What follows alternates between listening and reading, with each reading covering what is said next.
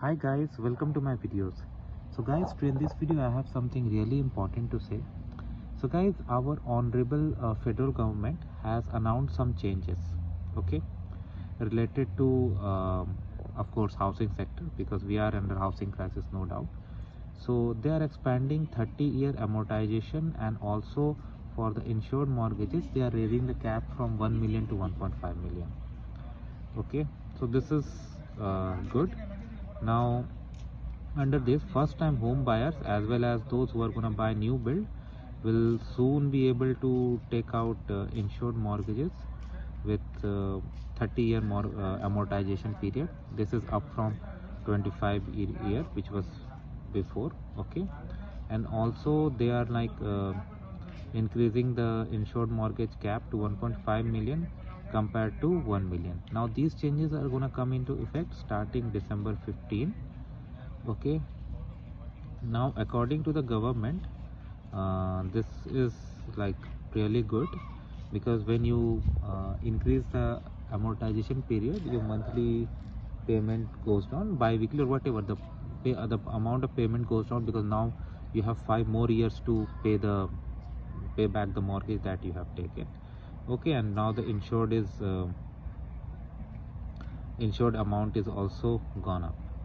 So while it will, like, now from now on I'm gonna share my opinion. Okay, this is just my personal opinion, so please, if you take anything out of this, you do it at your own risk. So guys, in my opinion, these are good practices. I mean, when I say practices, I mean to say these are good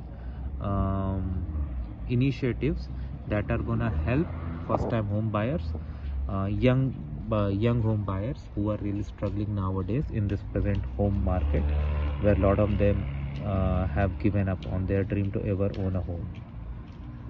But there's a catch.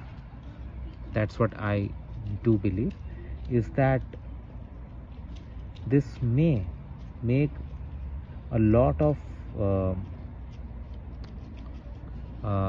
buyers trying to go after one house, and that will increase the price. Let me tell you how it will be. Let me explain my point in a bit more details. Now, because of this, now when you increase the amortization, that means people, those who were not qualifying for a certain amount of mortgage before, now they are going to qualify, right? So now once they qualify for higher amount or whatever, they can bid on more houses, right?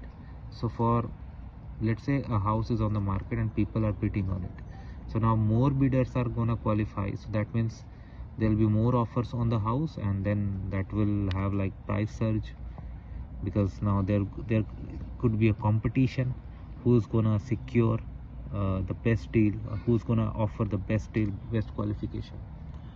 So I believe, this is just my opinion, that it may increase the price too.